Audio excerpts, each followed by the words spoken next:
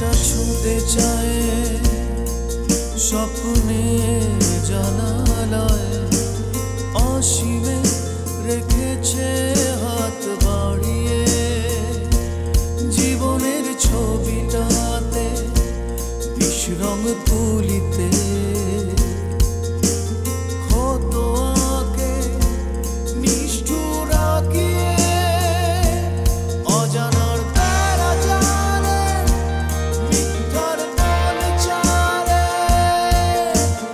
আটকা পড়েছে কেউ ঘাত প্রতিঘাত নিয়ে সময়ের এই স্রোতে বড় বাড়ি ছোট বউ বড় বাড়ি ছোট বউ। আমি কিন্তু এখনো মামনিকে তোর কথা বলিনি, এই কারণে কিন্তু মামনি আমাকে থাপ্পড় মেরেছে। সো মামনি যখন রাতের বেলা ফিরবে তুই মামনিকে তাই বলবি যে রঙ্গনাকে বুদ্ধি দিতে তুই নিজে দেখেছিস। ওকে? 500 টাকা? এত টাকা তুই কোথায় পেলি? মেরিন আপু দিয়েছে। শোনো, একটু পরে তুমি পলাশকে আবার ফোন করবে, এসানের খবর নেবে, আর যদি এসানের খবর পাও তাহলে আমাকে জানাবে, ঠিক আছে? ঠিক আছে মামুনি।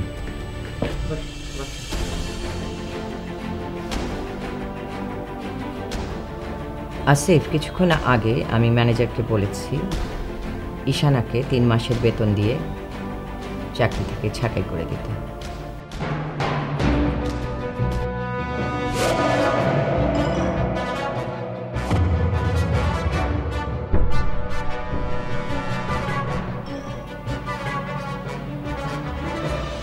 তোমার কোনো আপত্তি আছে?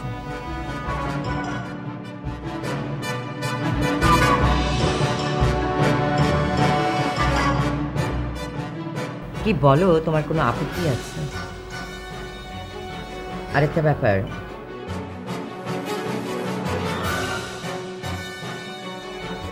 ঈশানার এই ছাঁটাইয়ের কারণে তুমি এমন কোনো বিচ্ছিরি পরিস্থিতি এই অফিসে সৃষ্টি করবে না যা দ্বারা আমি লজ্জিত হই।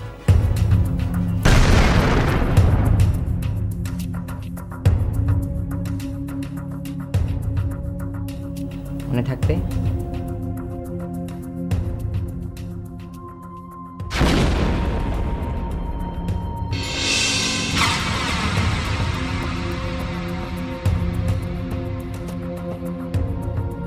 মামুনির সাথে এই বিষয় নিয়ে কনফ্লিক্টে যাওয়া ঠিক হবে না। আজ মামুনিকে খুব ডিস্টার্ব মনে হচ্ছে।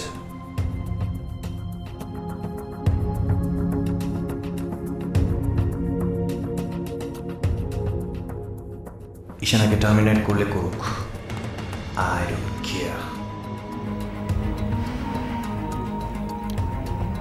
কি ভাবছো? হ্যাঁ, না মানে তুমি যে সিদ্ধান্ত নিয়েছো তাতে আমার কোনো কথা নেই।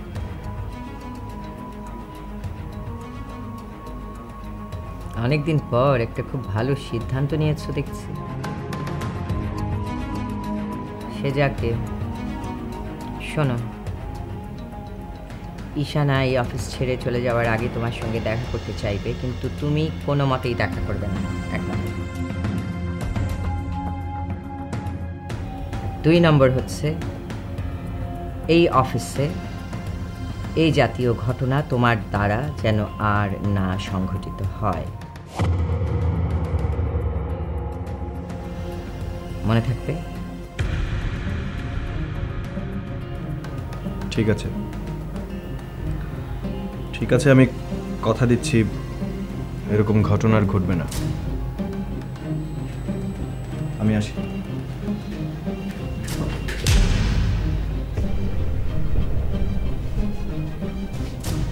মামুনি, আমি আজকে যদি অফিসে না থাকি তোমার কোনো অসুবিধা হবে? অবশ্যই অসুবিধা হবে। এসা নাই, তুমিও বলছো তুমি থাকবে না, অসুবিধা হবে না? না মানে আমার কাছে মনে হচ্ছে আজকে অফিসে থাকাটা ঠিক হবে না। কেন কেন ঠিক হবে না কেন? না মানে ওই ঈশানা। ও আচ্ছা,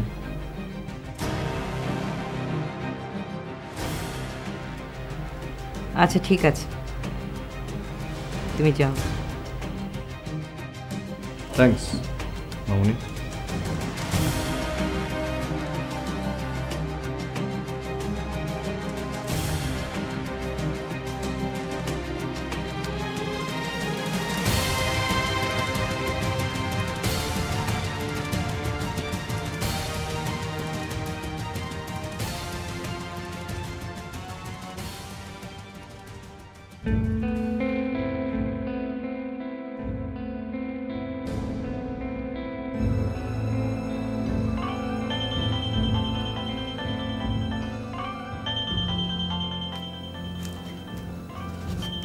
মামা, আসিফ তো আবারও ফোন করেছে। কি করব, রিসিভ করব?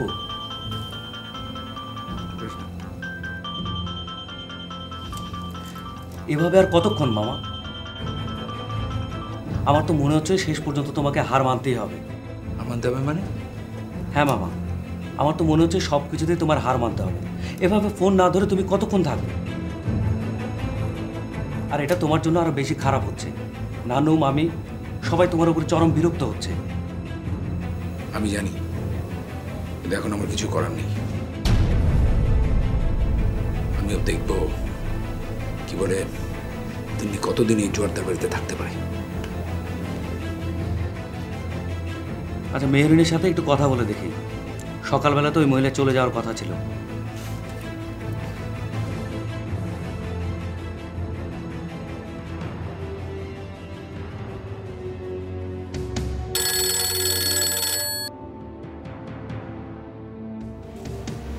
হ্যাঁ পলাশ, আচ্ছা মেহরিন, খবর কি? সকাল থেকে একটাও কল দিলি না যে? কি কল দেব? সকাল থেকে আমার মুডটা ভালো নেই, ভীষণ মুড অফ। কত রকম ঘটনা যে ঘটছে বাড়িতে। আচ্ছা যাই হোক, খবর কি বলো? মহিলা কি সকালে চলে গেছে? আরে ক্রেজি, মহিলা যাবে নাকি এ বাড়ি থেকে?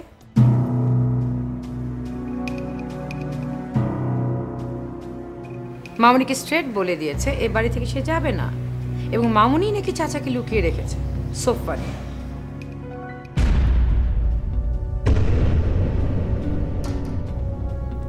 বলো কি? বড় মামিকে এত বড় একটা কথা বলেছে? বড় মামি কিছু বলেনি? নো, কিচ্ছু বলেনি। কি বলবে? অফিসে চলে গেছে। এখন দেখি চাচা কি করেন।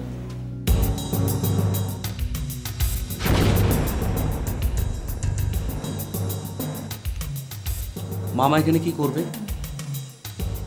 দেখি তোমার মামা এবার কি করতে পারে। বিয়ে করার সময় মনে ছিল না, পরে কি হতে পারে।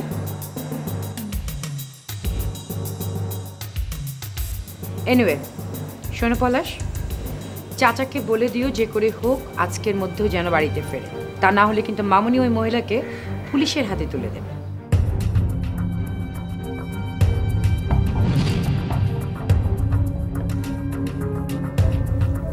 বলো কি? পুলিশে তুলে দেবে?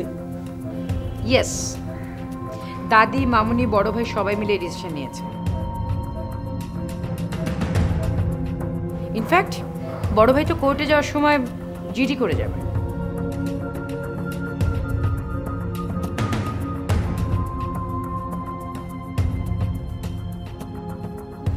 আচ্ছা মেহরিন, মামি এরকম করছে কেন? আরে তুমি এগুলি কি বলছো? তাহলে কি করবে মামুনি? একটা অপরিচিত মেয়েকে দিনের পর দিন বাড়িতে রেখে দেবে? ঘটনা তো তাহলে মারাত্মক আকার ধারণ করছে। Exactly.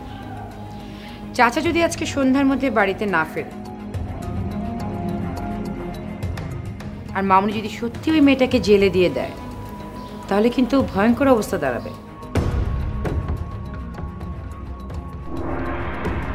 At the same time সত্যি সত্যি যদি চাচা মহিলাটাকে বিয়ে করে থাকেন, তাহলে কিন্তু চাচাকেও জেলে যেতে হবে। Trust me. মামার তো তাহলে মহা বিপদ মনে হচ্ছে সামনে।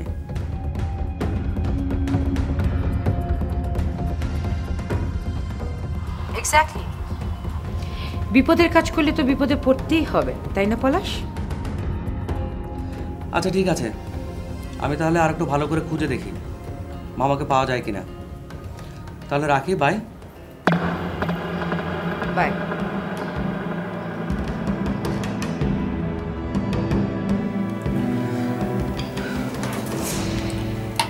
সবই তো শুনলে মামা, এখন তাহলে কি করবে? জানি না কি করবো, জানি না। ওই কি বলে ওই বাড়িতে এখন যাওয়া যাবে না। স্যার আসি? আসো। স্যার আমাকে ডেকেছেন কেন? তাড়াতাড়ি বলুন, আমার অনেক জরুরি কাজ পড়ে আছে। তাই? জি স্যার। তোমার জরুরি কাজ পরে হবে, আগে তোমার সাথে আমার একটা জরুরি কাজ আছে, সেটা সেরে নেই। জি স্যার বলুন। এই ফাইলের কাজটা কি তুমি করেছো? কেন স্যার? প্রশ্ন করছো কেন? যেটা জিজ্ঞাসা করেছি সেটা বলো, তারপরে তোমার কথা থাকলে সেটা শুনবো। স্যার আপনি আমার সাথে এমনভাবে কথা বলছেন কেন? আবার প্রশ্ন করছো? জিজ্ঞেস করলাম যেটা সেটা বলো। তুমি কি এই ফাইলের কাজটা করেছো?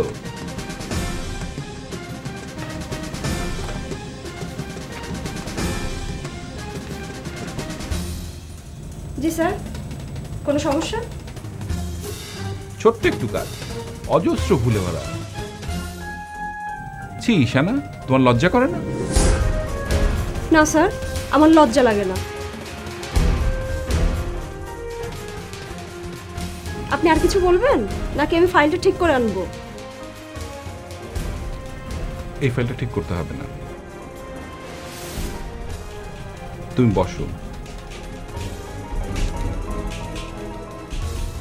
বললাম তো বসো।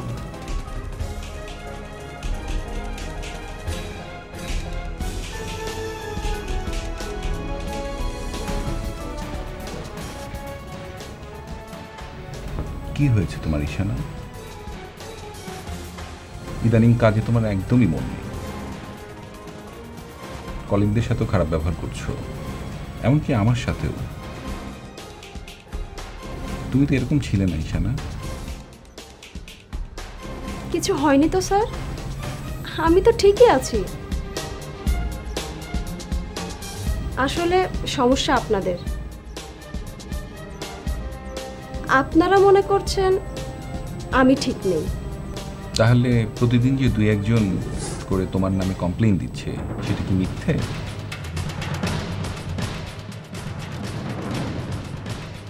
জি স্যার, মিথ্যে। কারণ তারা জেলাসিতে ভুগছে। জেলাসি? ঈশানা, তোমার সাথে অফিসে সবার জেলাসি, এটা কেন হবে ঈশানা? সেটা আপনি বুঝবেন না স্যার। আমি তো বুঝতেই চাচ্ছি, তুমি আমাকে বুঝিয়ে দাও। আসলে আসিফ স্যারের সাথে আমার একটু ভালো সম্পর্ক তো, এর জন্য অফিসের কেউ সহ্য করতে পারছে না। ওকে, আই আন্ডারস্ট্যান্ড।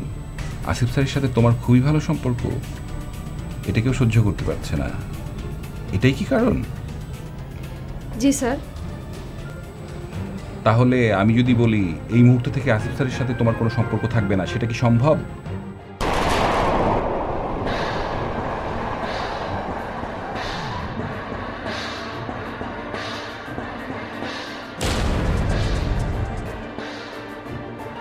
কি সম্ভব? না স্যার, আসিফ স্যার আমাকে ডাকলে আমি তাকে কিভাবে না বলবো? তুমি কিভাবে না বলবে সেটা তোমার ব্যাপার। না, আমি না বলতে পারবো না। মনে করো এটাই তোমার শেষ সুযোগ। আমার সাথে কথা বলার পর হয় তুমি অফিসে কাজ করবে অথবা চলে যাবে।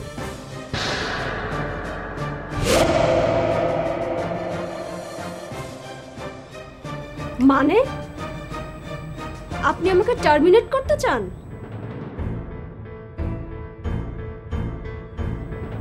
ঠিক আছে, আপনি আমাকে টার্মিনেট করেন। আমি আমার ডেস্কে যাচ্ছি। আপনার ক্ষমতা থাকলে আপনি আমাকে টার্মিনেশন লেটার পাঠান। দাঁড়াও,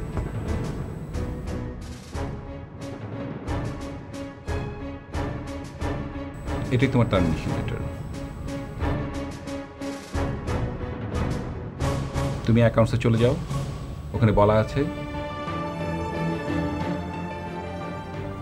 তোমার 3 মাসের স্যালারি ওরা দিয়ে দিবে। আশা করি 3 মাসের মধ্যে তুমি এর চেয়ে ভালো চাকরি জোগাড় করে দিতে পারবে ঈশানা।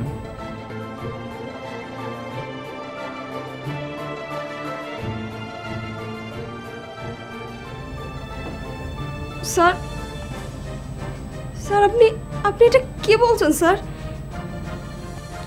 আমি ভেবেছিলাম, ম্যাডামের সাথেও কথা বলেছিলাম, তোমাকে ম্যানেজ করতে পারলে চাকরিটা তুমি করতে পারবে,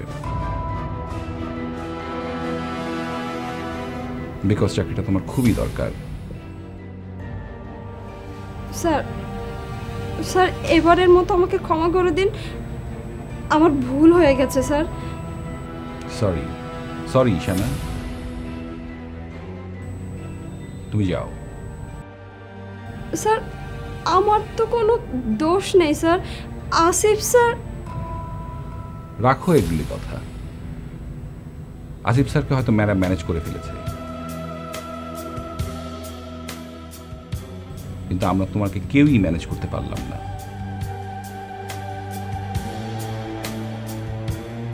তুমি যাও ঈশানা, তুমি এখান থেকে যাও। স্যার আপনি তো জানেন স্যার, চাকরিটা না থাকলে আমি খুব বিপদে পড়ে যাব স্যার। আমি জানি, বাট আমার কিছুই করার নেই। তুমি তো জানো ঈশানা, সময়ের কাজ সময় না করলে কত বড় বিপদে পড়তে হয়। সরি ঈশানা, প্লিজ তুমি যাও।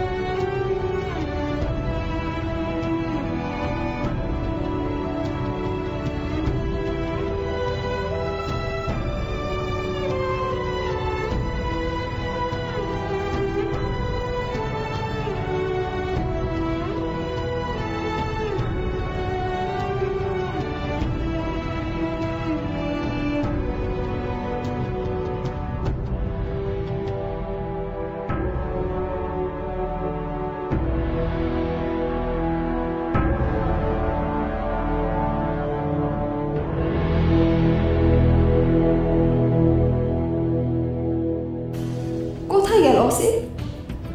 তার মানে আসিফ কি জানে আমাকে টার্মিনেট করা হয়েছে?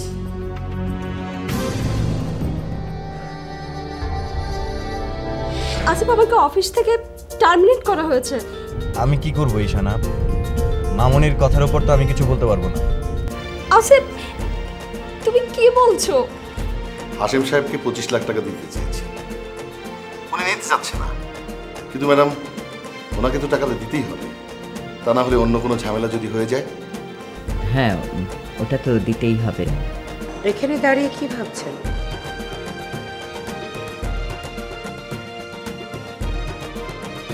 এ বাড়িতে কি করে পার্মানেন্টলি বউ হিসেবে থাকা যায় সেটা?